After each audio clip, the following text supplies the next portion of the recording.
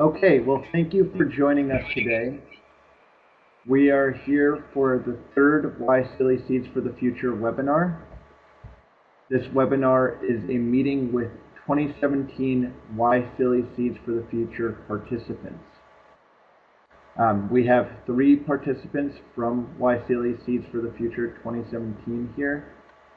We have Alex Lim from MYReaders. We have Lai Kwok Dang from Y Farm, and we have Anisa Hassana from EcoFunGo. We will get into each of these participants being able to talk about their stories and about their projects, but this will be mostly an opportunity for you people. You can't, hold on, I'm sorry, people that can't hear currently. Is it just you, Owen, who can't hear, or can everyone not hear us?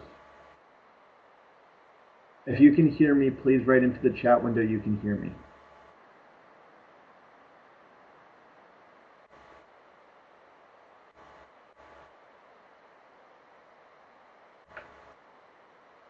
Can anyone hear me?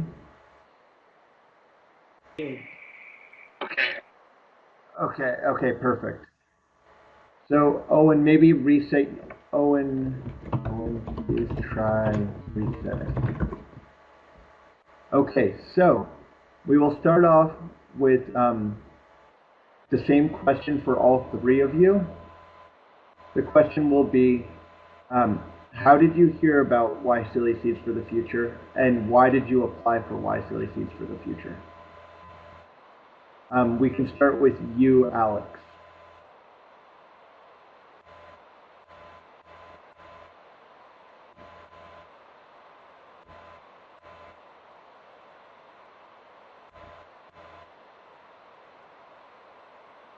So Alex, you can begin. I unmuted you.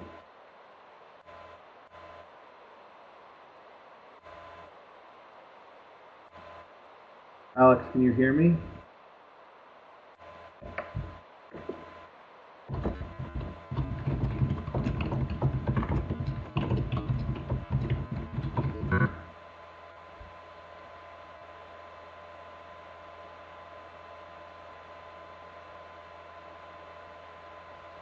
Okay, we will.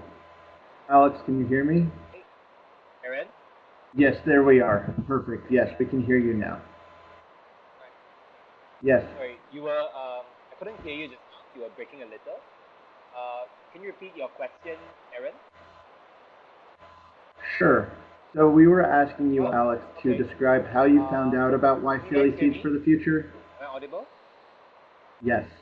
Yes. Yeah. We can hear you. Right.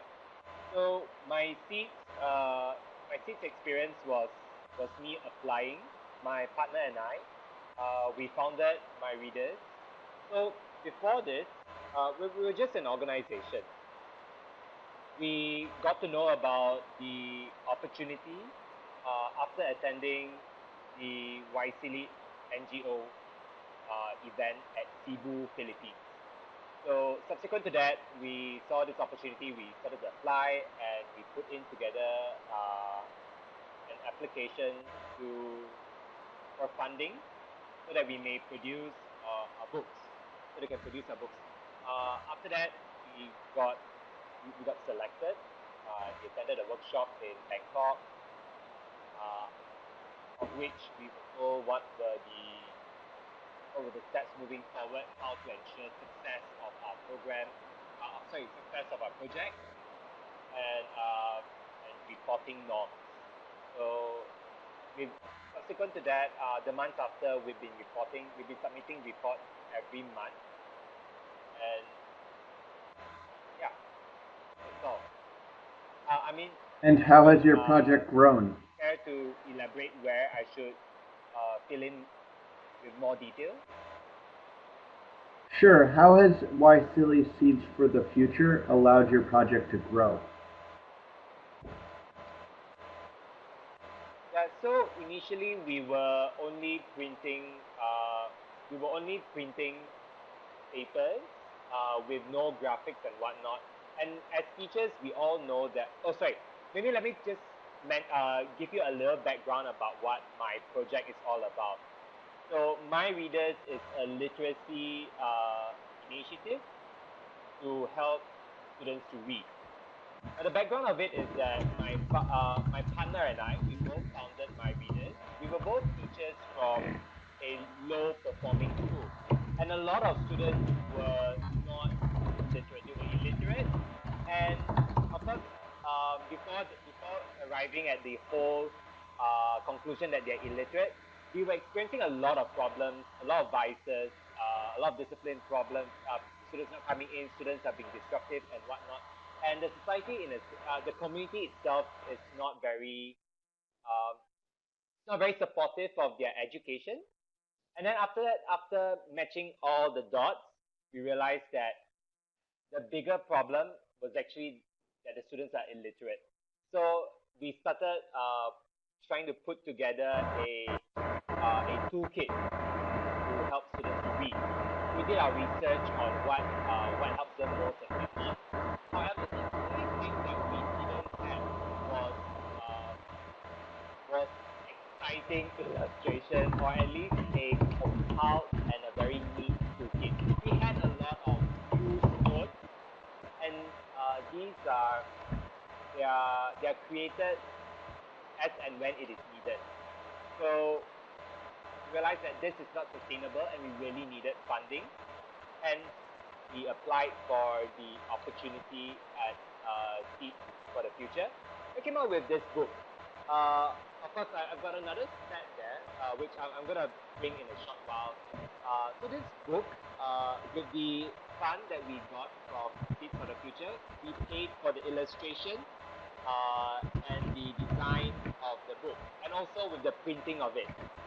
And we realized that you cannot really scheme on money, because without illustrations like this, students aren't gonna read.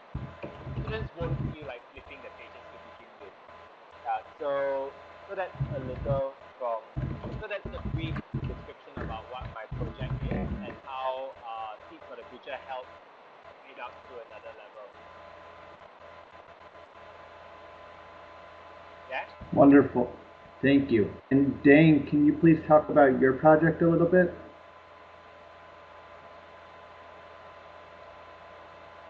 At University of Montana, US, last 2015, and I will focus on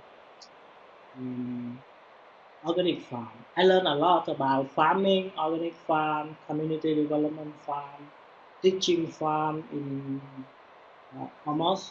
many farms in Montana State in US.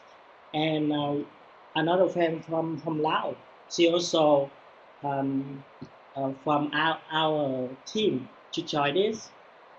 When I come back Vietnam, my hometown, I connected with some youth in my university and my community.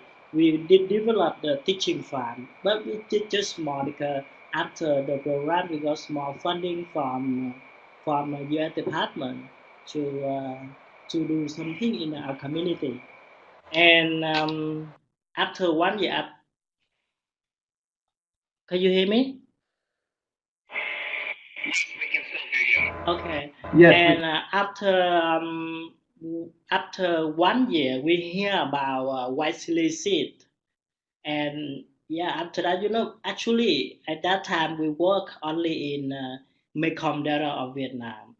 And when we hear about YSEALI Seeds for the future, I contacted with friends from Laos, and friends from Cambodia, friends from Thai, friends from Burma, to set up the YSEALI Seed for future proposal. And then we plan for how to organize to the youth, especially we aim to the young generation, not only the student and the youth in the local community, but also the children. So we aim both generation. Yeah, and I actually we work with some farm, and we have, I mean, potential um, I mean the potential how to say, I mean uh, I mean we know that, I mean we know that um, the demand of the youth in the Mekong, they want, and they really want to work on organic farm, especially like organic farm teaching, farm education farm, and that's why we write robots and work together on this. So that's why we apply the YSEALI Seeds for Future 2017. And yeah, we just finished. Pardon?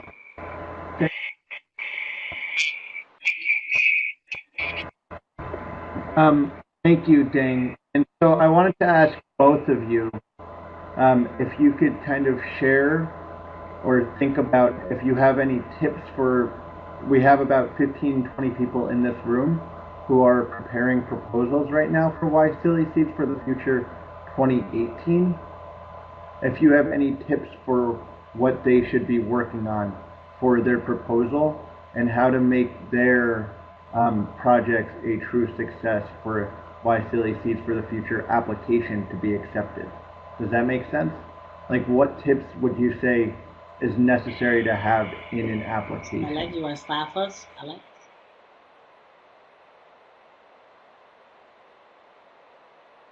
Yep. I begin? Yeah, go for it, Alex. Yeah, sure. Yeah. So I wouldn't say that these are exactly the principles which Ultra Vistas or YSEALI is imposing on all of the on all of the applicants, but these are basically the principles which I thought would be very helpful to bear in mind when you apply, when you draft your application.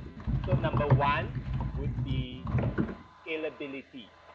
So if your project, I understanding that all of us are mostly very young with limited area of influence, all of us have got to start small. So your project may be small, but if there is potential for it to be scaled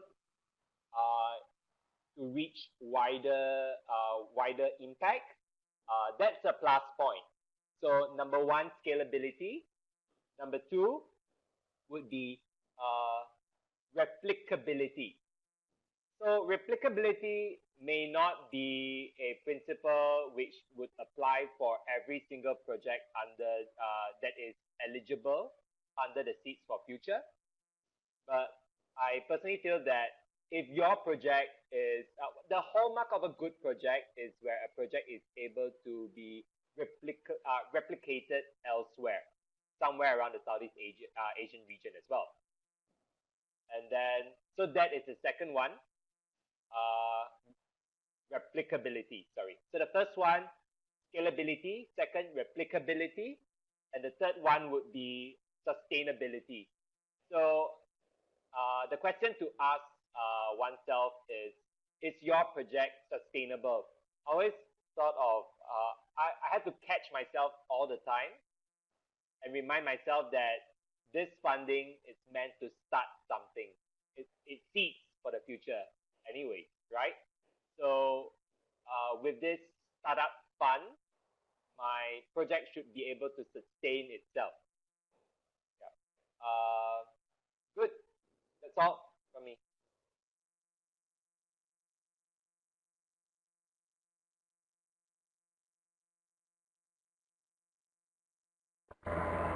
Wonderful. Thank you, Alex. And Alex, I would just add one of them. I think it was very good, Alex. I would add one small one as a fifth one. Feasibility. I think feasibility is a really big part of it as well, because feasible, we need to be able to tell if your project can get off the ground. And I think actually, Alex, before we go on to Deng and to Anissa, we have one question from Masber Ridwan, which is, What is the most case at risk you've ever faced during your project, Steve, related to the workflow and budget? How do you overcome that issue? So how do you maintain your budget, and how do you stay within your budget, Alex? And then we'll move on to the other two presenters. Aaron, I can't hear you. You were breaking up. Do you think you can put it on the chat so that I can address it? Aaron? Can you type it on the chat? Yeah. So I just want to respond to Masro Ridwan. What is the most case at risk? So I'll read it as risk. What are the risks I face during my workflow? What are the risks that I encountered when implementing or executing the activities and also managing the budget? The highest risk that we had was in terms of delay. So a lot of my core activities are developing the illustration, getting the books printed and whatnot. We already have the material, the written material. We already have them at hand. But the trick was to get our illustrators and our designers with all these designs, putting them all together. So it's a matter of chasing after people, making sure that doing a lot of follow-up. That takes a lot of patience as well, because of course it's easier to just barge the door and then say, the contract says that you should deliver by now. Where's the delivery? Yeah. So that may not work in, looking back, that wouldn't work in our favor, because the delay happened anyway. So looking back, what would have been helpful is to project about 1 month before the deadline of a particular milestone, and to keep doing follow-up with that particular person or that vendor, for example. Just constantly checking in to make sure that milestones don't get delayed. Yeah. In terms of budget, no, we didn't have any problems with our budget, because YSEALI has been quite nice, very timely with the disbursements of funds. Yeah, so budget is fine. Next.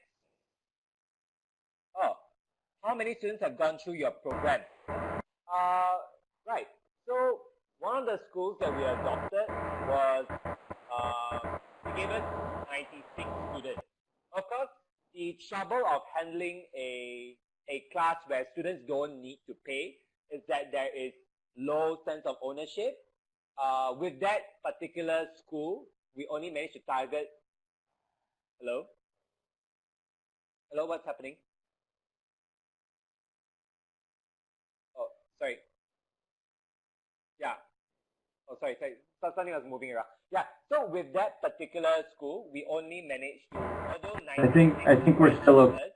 Only 39. We managed to have 39 students do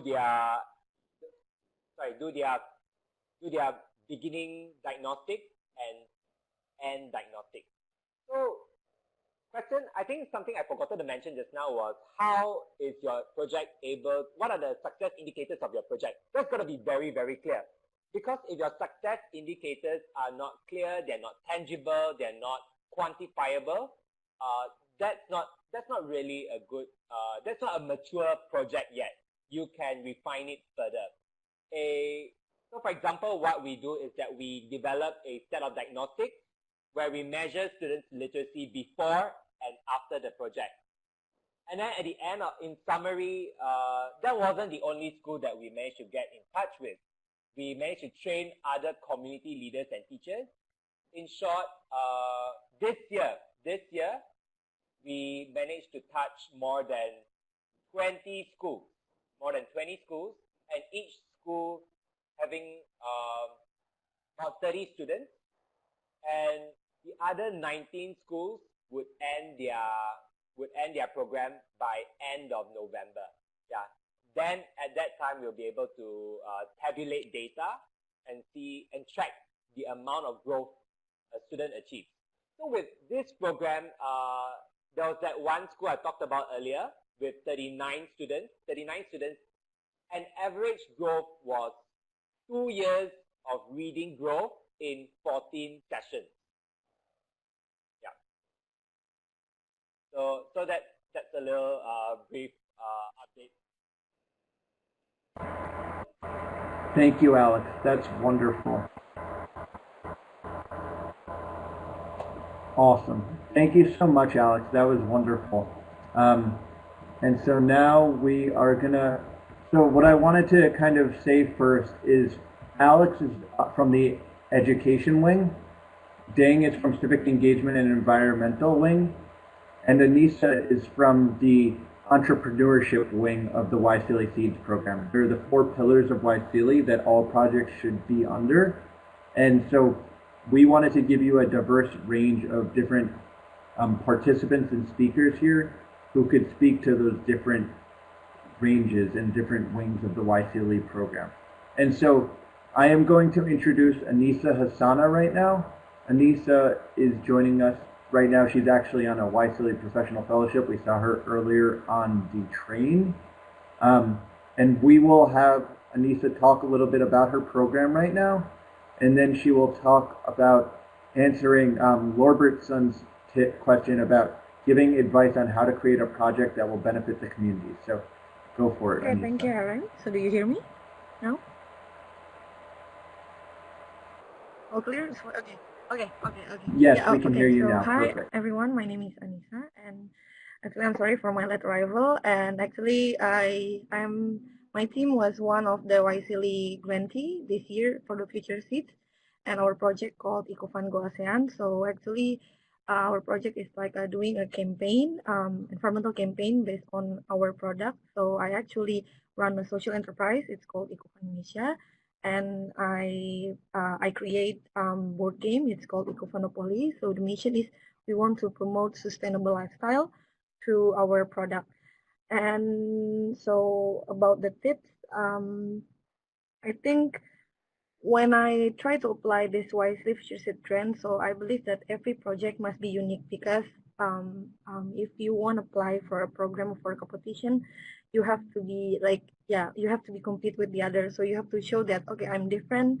I have something more valuable than the other team. So then we might have a chance to be selected. So my tips for the first one is unique. You need to be a very unique one. So actually, my EcoFunopoly game is actually already invented couple years ago. So it's actually like ongoing project. So I believe that if you do an ongoing project, I think you need to submit.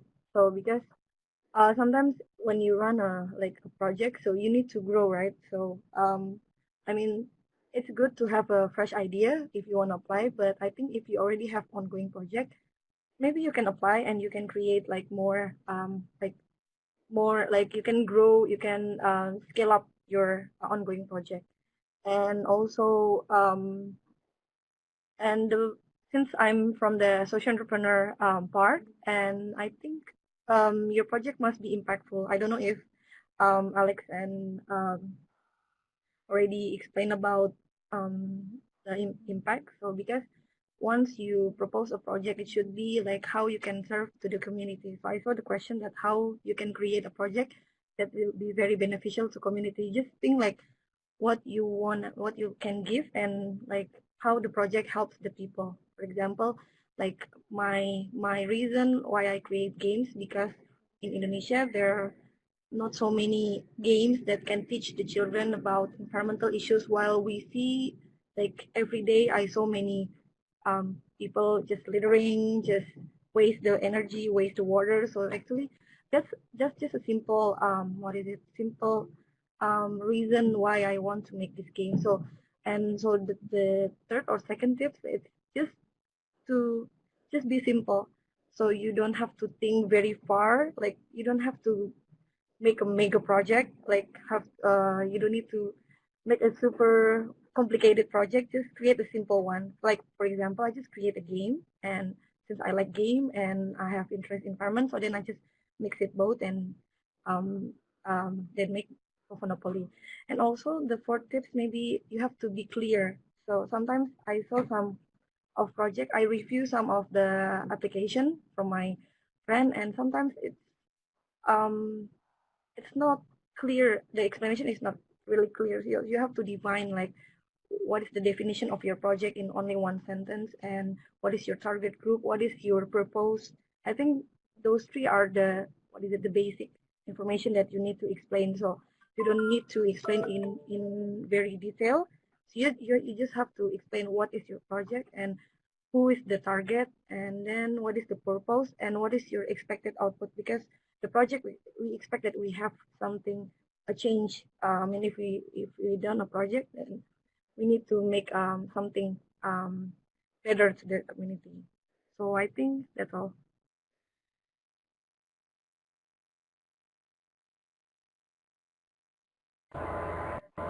Wonderful. Thank you, Anissa. And so I just wanted to alert everyone to keep using the chat window to ask questions.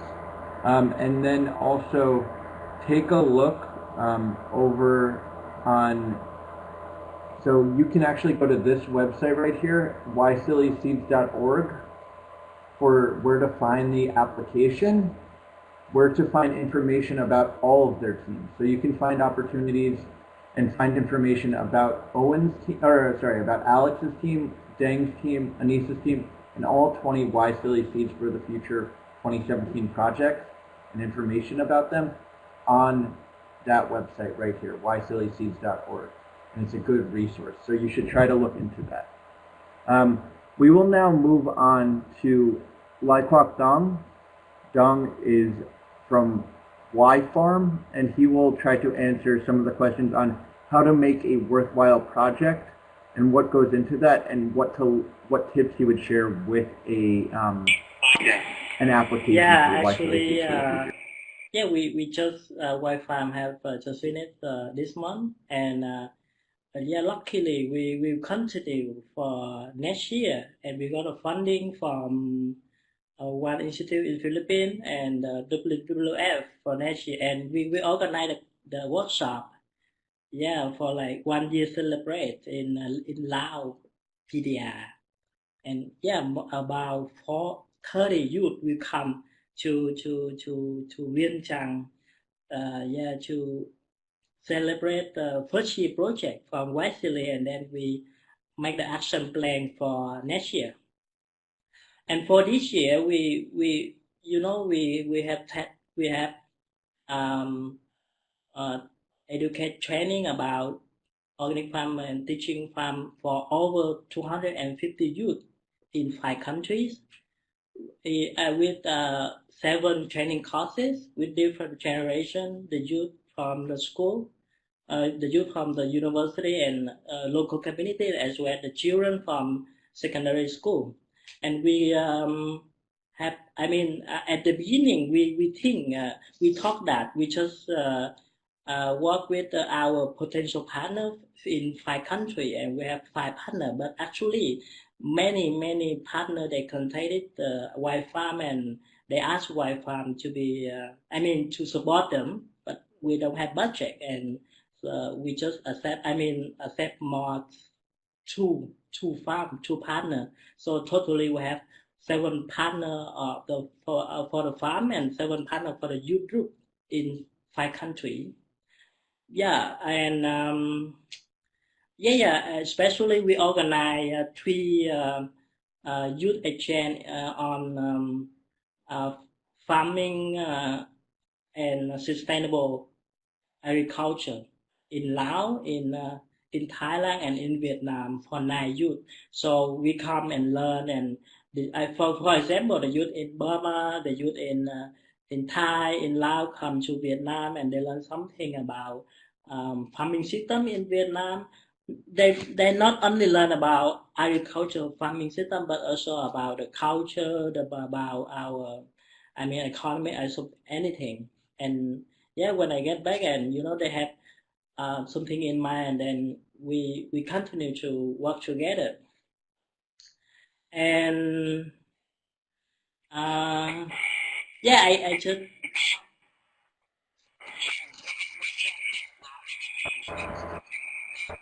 Thank the comment. So there's a question from Owen in the comments to take a look at. On the boss, right? From Owen's question. The impact. Yeah, actually, uh, um, we I see that it's about like the output and the outcome. At the beginning, we we we wanted to target for the youth, and during working with the youth so far, some youth they attended the training with us, and also they attended uh, training the youth exchange in 3 countries, and now they are become the Y Farm member. So I think it's a very big successful for Y Farm so far, because we after Y Farm we want, we plan to continue for next year, and now we can do that. So it's a very big impact for Y Farm so far. And um, uh, some organization, some groups, some organization, and like the youth group, also the grassroots, and also the individuals in Mekong region countries, they contact to work with us. So I think it's very, uh, uh,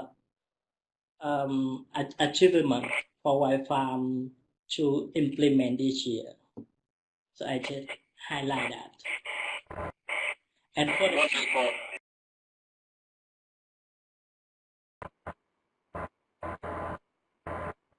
Wonderful. Thank you, Jay. So I would like to go back to Indira's question. Indira had a question earlier, which I think is a very important question for everyone. And her question was, can we submit a new project or scale up a project idea that's already been doing?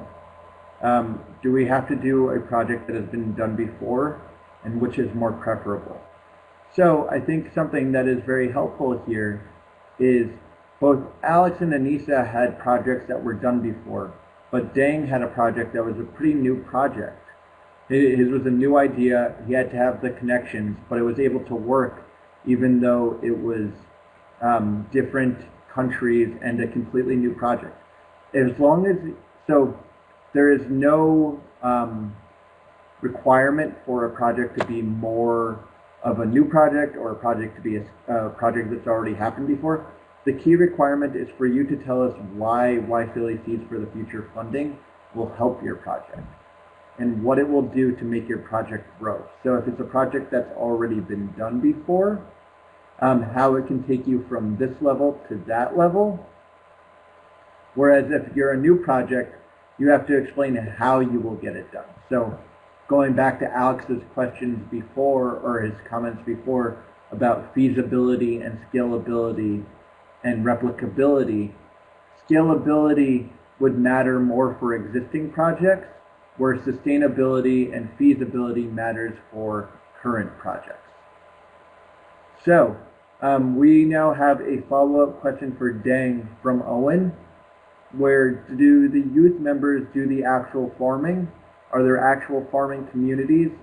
And they might have a similar model and might want advice from you about Y Farm. So Owen's asking, who's doing the farming in Y Farm?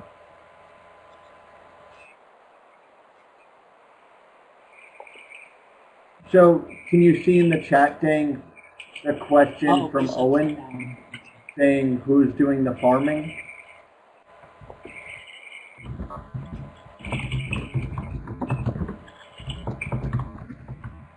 Okay. Owen, right? Owen question. Okay. Yeah, actually, it depends the country. Also, for example, we only the youth partner in Burma, in Myanmar, they are farmers. So they are from like the local youth in Jiwa Township in Sangtet in Burma. They are farmers, and they work with the local community, and they sell the food, and also sometimes they bring the youth from their community and also other community to come and they exchange the knowledge about the farming. So, but the youth in in Laos, in Thai, in Vietnam and Cambodia, they are not farmers.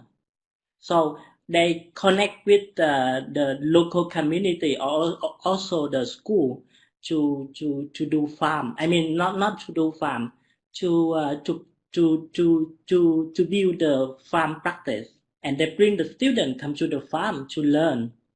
So something like that. Can you hear? Yeah.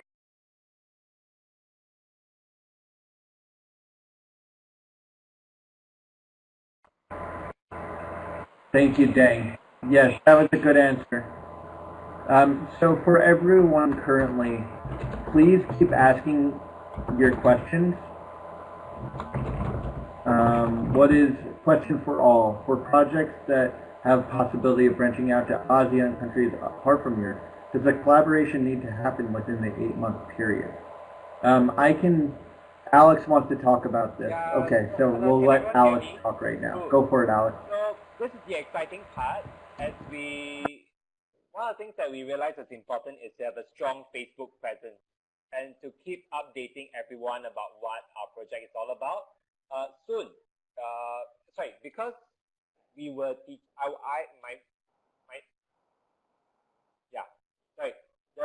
founder and myself, we were both teachers, and we belong to a network called the Teach for All network. We were fellows with Teach for Malaysia, and we've got other Teach for organizations in various countries as well.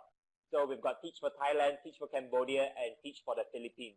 So as a result of what we do, news travels as well. So in the past 2 months, we've got requests from Daklak in Vietnam. We've got emails from the Philippines and also Myanmar. And a few weeks ago, when I was at the Philippines for the YSEALI Summit, I managed to touch base with one of the email senders who wanted to know more about our project. And we basically brought our books there to share with them and also hand them over a copy. And they were quite excited about having a Skype conversation next week, so that they would know how best to execute that little toolkit in their respective classrooms. So what plans we have for next year are plans to enhance this workbook so that we may penetrate other ASEAN countries as well. So that's that. And also widen the theme that we have with this workbook is diversity. And next year, we just realized that YSEALI has got a wide network of environmental related organizations, and we want to cater to that as well.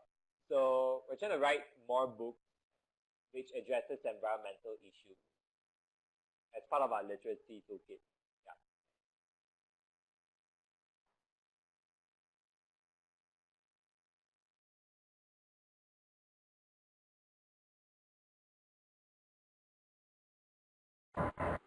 Thank you, Alex.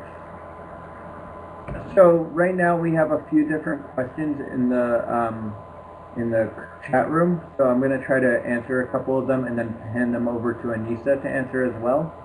There was a question about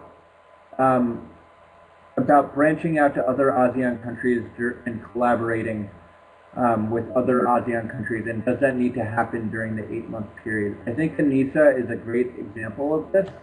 So if you can talk about EcoFunGo. Okay. Yeah. So answering Owen's question about the expanding the project to other ASEAN countries. Actually, I did that. My project, we've done the campaign in 3 countries, in Myanmar, Philippines, and also Indonesia. So before I applied for this YSEALI Future Seeds, so actually my game is actually um, we have only three languages, so it's only Indonesia, English, and Germany. But then once I apply this YSEALI project, I propose that I want to make another language version, so for the Burmese and for the Philippines. So actually, my mission is I actually want to know what the condition in ASEAN countries related to the environmental issues, especially in climate change, and how people live, like what kind of their traditions, if they have like local wisdom, how they can protect their own environment. So actually, this is very interesting that I found. I mean, in general, ASEAN countries have similarities in facing the environmental problem like waste, the energy. So this project was trying to find out, do we have like similarities or do we have differences? If yes, then how we can solve this one through the education through my product. So actually, the game I use that for I use this game for experimenting. So I use this for experimental to the kids. Like I did in some cities in Philippines and also in Myanmar. In Myanmar. So I think yeah, in YSEALI Future Seeds, we are encouraged to do this project in not only our country, but also in another country. So we're talking about the scalability. So I think if you are interested to introduce your um, ideas, your product to another ASEAN countries, I think you need to apply for that, and you can use the budget for traveling to the country, and then you set a project, and also you need to have a partner. So partnership also is important to do the cross-country project. So actually, my team consists of five people, three from Indonesia, one from Philippines, and one from Myanmar. Basically, we collaborate and we share what we have done in our home country, and yeah, we're trying to evaluate our project after we finish the campaign. And yeah, I think this is really interesting for me. Like I know some like actually in the game we explore about what kind of nature song that usually kids sing. So actually I'm trying to get some information from each country, which is very beneficial for me to what is it to grow ecofonopoly and then to make this game more to be more impactful for the kids. Yeah, that's that. Yeah. Thank you, Anissa. And so I would like to go back to the question that Lorbertson had before, and I actually think Dang will be very good to answer this one. So I want to just ask it to you, Dang, because both Alex and Anissa had projects that had begun before. You were addressing a completely new topic and a new issue and a new project. How did you what were your first steps to creating a new organization? Actually, at the beginning, when we submitted the proposal for YSEALI, we just mentioned about the Mekong youth group. We didn't mention about Y-Farm, And the word Y-Farm came to our mind when we attended the workshop in Bangkok after selecting. Y-Farm, we want to remember about YSEALI, so we put Y-Farm from our group. And we are new and very challenged when we implement in 5 countries. It's not easy, especially the financial issue. How can we manage that? But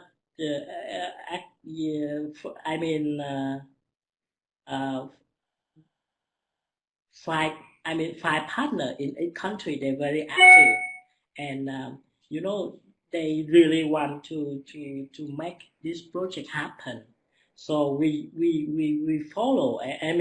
We try to keep in touch and contact like many times per month for implementation and how do we make it happen.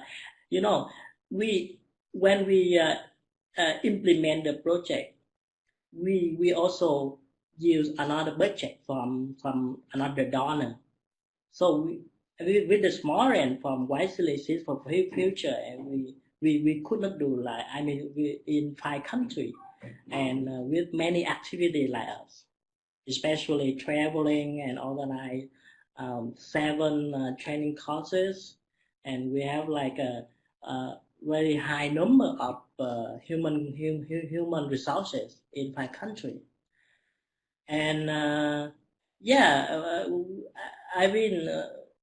like first you have to think how you unify, how you unit and committed with your project and like passionate, and then when you passionate in your field and your issue that you work, you can do that. Yeah, even like at night time, very late or early morning, or even like you don't care about money, you don't care about time, and yeah, that's it. That's with the 8-10 months, very fast, but we have very good the member in country, and they are very active on this, and also they are passionate on organic farm, teaching farm, education farm, and that's why we make the project sustainable, and now we maintain it. Yep.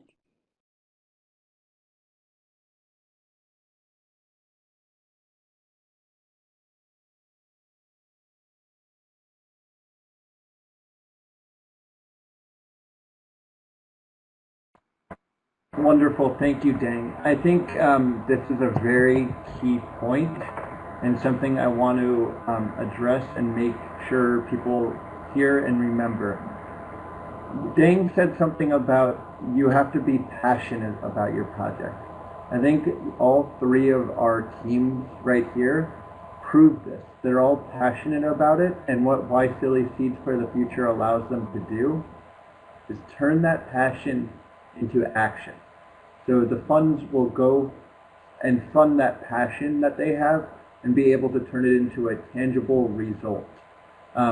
People had asked about how do you measure impact. If your project is selected at our Jakarta workshop in January, we will help you come up with a monitoring and evaluation process for your project. We want your project to have as much impact as possible and be able to know what that impact is. Something about these new projects is, I think, something all 3 of our teams here have shown is communication is very important, but also almost equally important is having connections and creating connections and being able to show that your project is able to get done because you have the capabilities to do them, the capacity to do them. So each team is supposed to submit with 3 project members on the application: a project leader, a treasurer, and a secretary. All 3 of these teams here have those listed on their project, and as a result are able to delineate responsibilities accordingly and make their project as successful as possible. We have about 5 minutes left before this session will end, so I'm going to open up the chat window right now to any final questions for our participants. Otherwise, I will ask them one final question and give them about 30 seconds to answer, which is if they have one specific tip that they would give to anyone applying for YSEALI Seeds for the Future, what would that one tip be? And I'm going to put it in the chat window. What would your one tip for YSEALI Seeds applicants be in under 30 seconds? Right. I'm going to respond to Haris. So what is the tip to design your tool would be plenty of research. So that's what we did. How do we measure one's literacy? We took into account word recognition, fluency, and also comprehension. Well, in your ordinary exams, you're only tested on comprehension.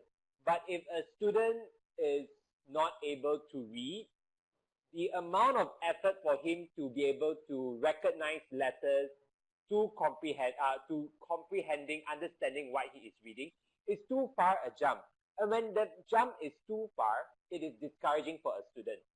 So we realized we're going to break it all down by measuring his word recognition, to measuring his fluency, and then finally measuring his comprehension.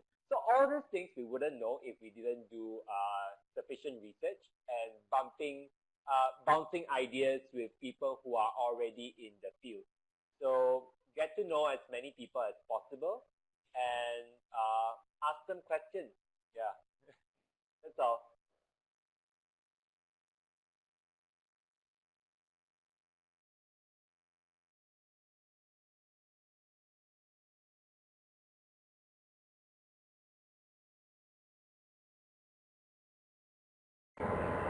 Thank you, Alex.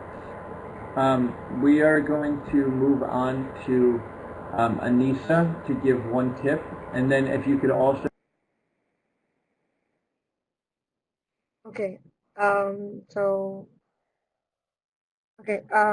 for the main impact that we want to achieve from the project, so we actually want this is part of our branding strategy. So we want like people not only know, okay, this is a game and it's for kids, but they know the value of the game. So we want to transfer the knowledge, the importance of how we can have to save the environment, like how we can do small action, and it will be very important to tackle the climate change issue. So we actually want to share the values to many people. So through this project, so not only Indonesia, not only in my hometown, but also in other cities. So we actually have done to many cities during the project in Indonesia, and also we have done it in Myanmar and Philippines. But surprisingly, we can grow more than what we expect. So I like what I like in from the YSEALI is that we can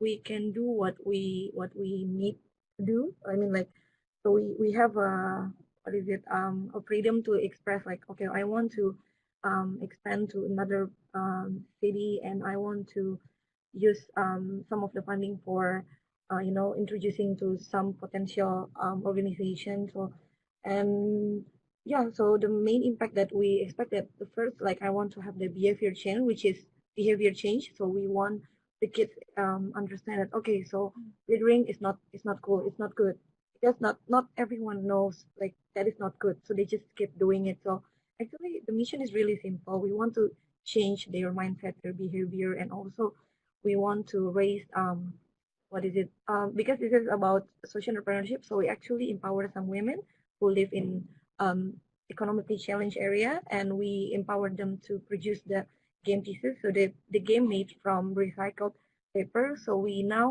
have 5 women. Before we only have one or two women, and now we have 5 that we empowered. So I'm so glad that we can, like, make this small industry to become bigger to this project. Yeah, so that's the impact that we want to get. That's all. Good luck.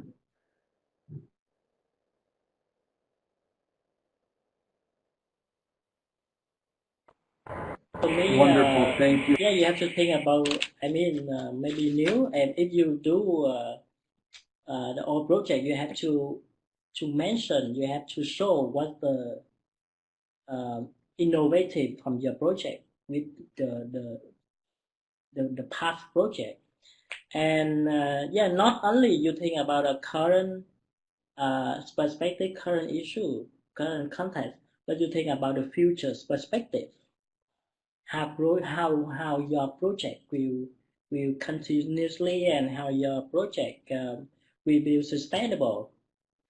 The potential, not only do in this time, but also in the future, because it's your, the program mentioned about YSEALI seed is about the seed. So you have to plant that seed to be the tree, and you want to take care of the tree for many years, not only 1 year or 2 years. So yeah, I think everyone, when you plan to apply, you have your plan in mind and anything in mind already, but just think about that. Pay passionate your field work, and then I think you'll get it. Good luck.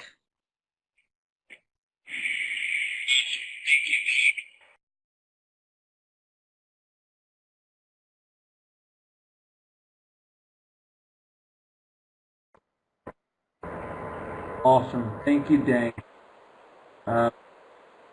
And so I think with that, we will conclude this session. I want to give a big thank you on behalf of us for Alex, Anissa, and Dang. I think this was helpful for you guys to all know what these projects are doing. I think it may really help their applications and really focus them. And I wanted to just give one more plug for YSEALISeeds.org. If you go here, there will be information on all 3 of their projects, and all 20 projects actually of 2017 YSEALI Seeds for the Future, and then also finding out where the application is and these YouTube videos. So I think it should be helpful for everyone, and I want to thank you all for joining us. And if you have any